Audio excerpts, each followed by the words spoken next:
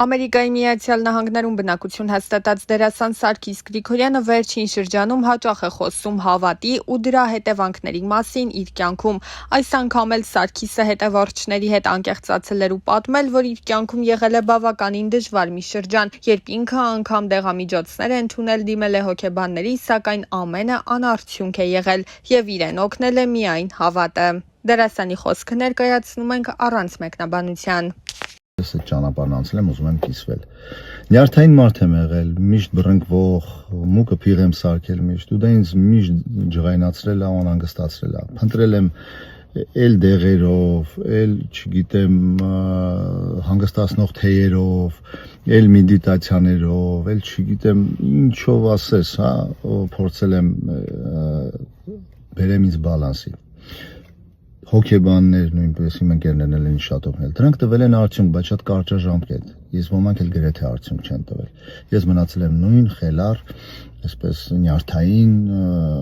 ըմբոստ Սարգիսը։ Ու այդպես տանջվելով ապրել եմ։ Մինչև որ ես չեմ հայտնվել եկեղեցում, մեր առաքելական եկեղեցում, մինչև որ ես չեմ ճանաչել Քրիստոսին, Աստծուն։ Մինչև որ ես չեմ սկսել արդեն խորը ընթերցել Աստվածաշունչը, ծանոթանալ մեր սրբերի գրականության հետ, հավատացեք, նրանց ամեն մի տողը 100 հանգստացնող թեյ, նրանց ամեն մի խոսքը 100 մեդիտացիա արժի։ Քրիստոսի թողած ժառանգությունը, Աստվածաշունչը, որտեղ առաքյալները գրել են ամբողջ պատմությունը, դա հենց այնպես խոսքեր չեն, դրա վրա կառուցված է ամբողջ աշխարհը։ Չկա մի գրականություն, չկա մի ֆիլմ, մի բան, որի մասին Աստվածաշունչում գրած չլինի, որի պատասխանը Աստվածաշունչը չտա։ Իսկ եթե դու պատասխանները գիտես, դու արդեն հանգիստ ես։ Դրանք շատ չեն, մենք նույնպես գիտենք, բայց օգտագործում ենք թե չէ։ Հավատքը, երբ որ դու հավատացյալ ես, քրիստոնյա ես իրական, ու գնում ես դեպի եկեղեցի, դեպի Աստված, այդ դեպքում դու անընդհատ դրա մեջ ես։ Այսինքն քո առավոտն ու ցերեկն ու երեկոն, եթե դրա մեջ է, ուրեմն դու անընդհատ ճիշտ ճանապարհի վրա ես։ Ու այդ դեպքում արդեն դու անընդհատ հանգիստ ես։ Ինձ շատ է օգնել։ Ես կարծում եմ այդքան գումար ծախսելու փոխարեն ուղղակի կարելի է վերցնել Աստվածաշունչը, փորձել ընթերցել, իսկ եթե չհասկանալ, դիմել եկեղեցու սպասավորներին, կան ուսուցիչներ, սերտողներ, իրեն Աստվածաշունչի սերտողություն էլ կա, որ մեր սրբերն են արել, կարող եք ուսումնասիրել։ Հավատացնում եմ ձեզ, ոչ մի բան այդքան հաճելի չի ու այդքան ուժեղ չի, ինչքան հավատքը, որովհետև մենք միայն մարմին չենք, հոգի, արթնացրեք ձեր հոգիները, մարզեք ձեր հոգիները, ու ձեր հոգիները, երբ որ պատրաստ կլինեն, ուժեղ կլինեն եւ գիտակից կլինեն, կրթված կլինեն, այդ դեպքում ձեզ էլ ոչ մի չարիք չի կարող խանգարել։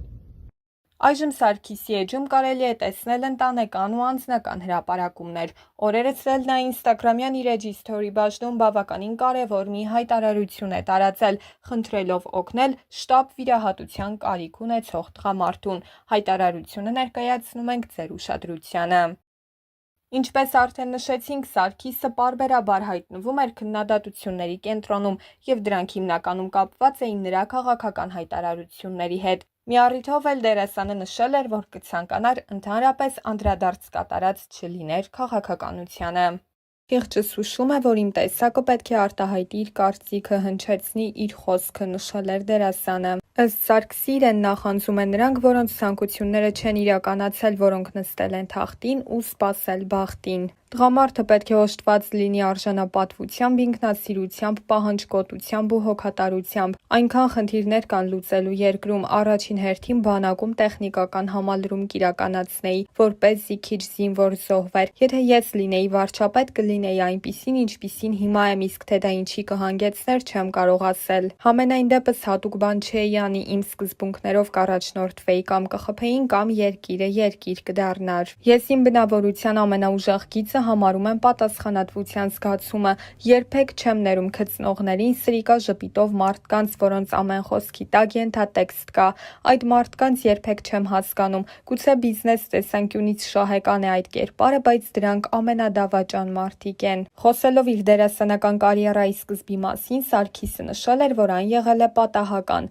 Ընկերս Հայկ Օրձյանը տարավ ինձ ֆիլմերի ստուդիա եւ այդտեղից էլ ամեն ինչ սկսվեց։ Նա ինձ հաճախ էր ասում, որ երբ խոսում եմ, մարդիկ ինձ ուշադիր լսում են, իսկ դա դերասանի համար կարևոր հատկանիշ է։ Ցավոք Հայաստանում երազանքները չեն իրականանում, դրա համար էլ ես պարզապես երազում եմ խաղալ։ Բաց տեսարաններում կխաղամ, եթե դա ուղղակի չի արվում, այլ տվյալ ֆիլմն իրենից արժեք է ներկայացնում, հետևաբար արժեք են ներկայացնում նաև նման տեսարանները։ Ես մի քանի անգամ դիմել եմ թատրոններ, բայց պատասխան չկա եւ կրկին չեմ ուզում դիմել։ Ցավոք այսօր շատ քիչ են որակյալ ներկայացումները, դեպի թատրոն էլ արդեն ոչինչ չի ձգում թե աշխատավարձի տեսակետից եւ թե այլ հարցերի։ Ես նկարահանվում եմ սերիալներում, իսկ սերիալները քննադատվում են այն պատճառով, որ հարսանիքներից ավելի ցածր մակարդակի վրա են դրանք նկարահանվում։ Թատրոնը ոչինչ չունի ընդօրինակելու սերիալից, ամեն մեկը թող իր գործն անի։ Ես երազում եմ, որ մարդիկ լավ ապրեն, ընկերներիս 80%-ը Հայաստանը լքել է, մնացածն էլ այդ շեմին են։ Ասում են հենց հնարավոր լինի մի անգամից կգնան։ Դա ինձ համար ահավոր բան է, ուզում եմ, որ պատկան մարդիկ մտածեն այդ մասին, դեռ տարիներ առաջ նշել էր դերասանը։ Այնուամենայնիվ իր այս հայտարարությունից որոշ ժամանակ անց Սարգիսը ևս ընտանիքի հետ մեկնեց Հայաստանից։ Մինչ դա Սարգիսը իր հարցազրույցներում հաճախ էր նշում, որ ինքը հիասթափվել է։ 7 սերիալում գլխավոր դեր եմ խաղացել, իսկ հիմա որևէ տեղ չեմ նկարահանվում։ Ուզում եմ մնալ այստեղ, բայց դժվար է շատ։ Մեր երկրում հասնում ես որոշակի մի կետի, դրանից հետո էլ տեղ չկա, որ առաջ գնաս։ Վիճակը խառն է, դերասան ընկերներ ունեմ, որոնցից տեղեկանում եմ, որ թատրոնի ասպարեզում խայտառակ բամբասկոտություն է տիրում։ Ես մրցանակներ չեմ ուզում, պարզապես ուզում եմ իմ գործն անել, իսկ ասպարեզում ես ինքս ոչինչ չեմ կարող փոխել եւ չի էլ փոխվի, եթե ժողովուրդը չսկսի լավ ապրել։ Մարդիկ հացի խնդիր ունեն, որի արդյունքում շատ ժամանակ սկսում են կողքինին նախանձել։ Բարեկեցիկ կյանք մինչև չլինի, ոչ մի բնագավառում բան չի փոխվի։ Դերասանը իր հարցազրույցներում հաճախ է խոսում նաև կնոջ Մանո Գրիգորյանի մասին եւ անդրադառնալով հարցին, թե իրենց վեճերն ինչից են ծագում, դերասանը նշել էր. Մենք անընդհատ ենք վիճում, բայց այդ վեճերը 5 րոպեանոց կյանք ունեն, շուտ ենք մոռանում։ Եթե հիշաչար լինեինք, մենք որպես ամուր զույգ ճանաչված չէինք լինի։ Եթե զայրույթից հետո մարդու մեջ մի բան մնում է, դա հետո խնդիր է ստեղծում։ Ես հաստատ կբաժանվեի, եթե իմ մեջ ինչ-որ բան մնար։ Այդ դեպքում միայն հեռանալու դեպքում ես թեթևանում։ Եթե թեթևանում ես, կարողանում ես նոր բան սկսել, բայց մենք չենք պահում մեր մեջ ոչինչ, ես եւ Մանոն իրար լավ ենք ճանաչում եւ ընդունում ենք թերություններով հանդերձ։ Իսկ ահա Մանոն խոսելով ամուսնու հետ հարաբերությունների եւ նրա հետ աշխատելու մասին նշել էր. Միասին աշխատելու դրական հանգամանքն այն է, որ մենք արդեն իրար բավական լավ ենք ճանաչում, գիտենք մեկս մյուսիս հնարավորությունները եւ որ պահին կարողանում ենք միմյանց օգնության ենք հասնում։ Օգտակար է նաեւ այն հանգամանքը, որ շատ բաներ կարողանում ենք տանը քննարկել, մտքերով կիսվել, դա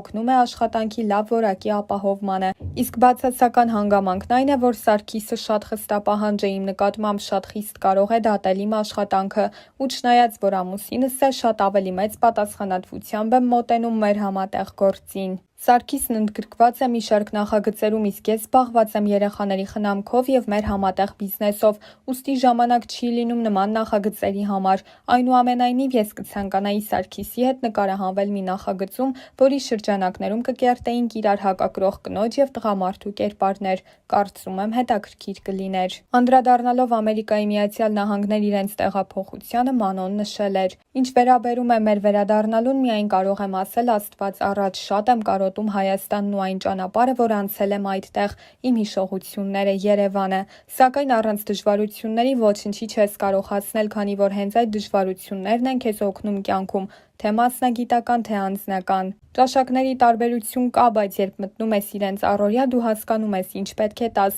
Աշխատանքի ոճն ուրիշ է այստեղ, բայց արդեն հունի մեջ ենք ու հետաքրքիր է, քանի որ պարային ոլորտում օտարազգիների հետ եմ աշխատում։ Երկիրը փոխելը շատ դժվար է, երբ պետք է թողնես այն ամենն, ինչ ունեցել ես, ինչին հավատացել ես ու այլ նոր կետից սկսես։ Երբ նոր մարդկանց ես տեսնում, իսկ հներին դժվարությամբ ես թողնում, նորերին դժվար ես քեզ մոտ թողնում, բայց այստեղ նոր ընկերների եմ հանդիպել եւ ուրախ եմ նրանց բոլորին մեկտեղում տեսնել։ Ես տեսակով ես թետեմ ու սիրում եմ գեղեցիկը խոսքս թե արտաքինի, թե ներքինի մասին է, փորձում եմ չկորցնելով սահմանները լինել գեղեցիկ ինքս ինձ համար, տարիքի հետ կինս սկսում է ավելի շատ գեղեցկանալ և բոլոր կանանց խորհուրդ եմ տալիս չթաքցնել իրենց տարիքը, քանի որ դա մեր հարստությունն է և տարիների ընթացքում մենք միայն իմաստանում ենք և ավելի ենք գեղեցկանում։ Ես երբեք չեմ թաքցրել տարիքս, քանի որ այն իմ հպարտությունն է, իմ անցած ճանապարհն է։ Այս շրջանում անձնական և աշխատանքային հաջողություններին զուգահեռ եղել են նաև մի շարք փորձություններ,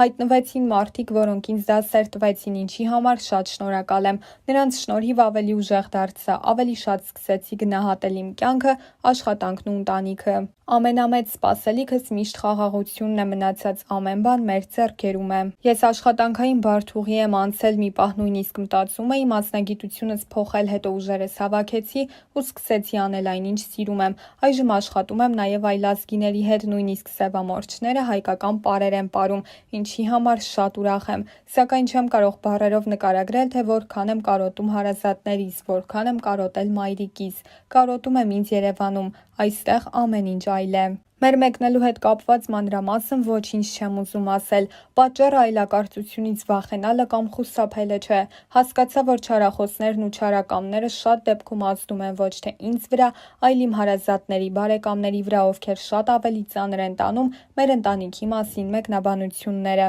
Հասկացել եմ, որ անկեղծությունն ու պարզությունը ոչ թե չի գնահատվում, այլ չի ընդունվում։ Դիմացինը հաճախ չի մտածում, որ դու էլ հստակ կարծիք ունես այս կամ այն երևույթների մասին ու կարող ես խոսել։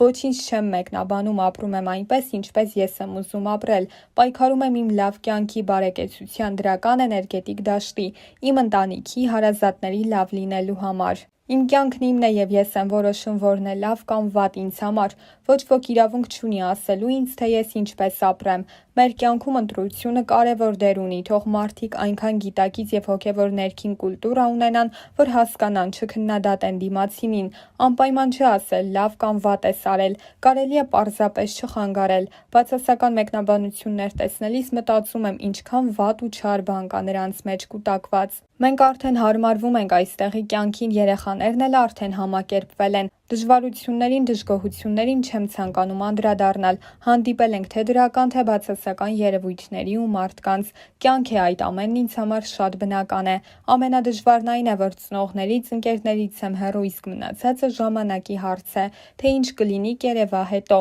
Կվերադառնանք այն ժամանակ, երբ կվերադառնանք, հուսամ այդ օրը շուտ կգա։ Այս շրջանում նախընտրում ենք լուռ մնալ ու ապրել հեռու բացասական մթնոլորտից։ Ժամանակն ամեն ինչ տեղը կգցի և բոլորս կունենանք այն, ինչին որ արժանի ենք։ Իմ բոլոր դժվարությունների դեմ ես պայքարում եմ սիրով։ Յուրաքանչյուր չարախոսին շնորհակալություն եմ հայտնում, որովհետև ուժ են տալիս, որպեսզի պայքարեմ երազանքներիս համար։ Շատ եմ ուզում, որ այդ չարախոսները կյանքում այնքան հաջողություններ ունենան, որ ժամանակ չունենան քննարկելու, թե ով ինչ ասաց։ Դեռ այն ժամանակ, երբ Facebook-ն ու Instagram-ը հայտնի չէին, մենք հաճախ էինք տարբեր հաղորդումների հյուր գնում, իսկ այժմ էլ սոցցանցերի միջոցով փորձում ենք մեր օրինակով ցույց տալ, որ ընտանիքն ամենակարևորն է։ Կիսվում ենք մեր երջանկությամբ, դա էլ միշտ ուշադրություն է գրավում և լավ ու վատ խոսակցությունների առիթ է տալիս։ Ընտանիք հաստատվածն ինձ համար ամենօրյա քրտնաջան աշխատանք է, որի արմատը պետք է լինի սերը և այն պետք է ջրել, որպեսզի ճյուղեր տա և հետո բերք։ Մենք ամեն օր աշխատում ենք մեր երջանկության և ընտանիքի համար, որովհետև դա մեկ օրվա աշխատանք չէ։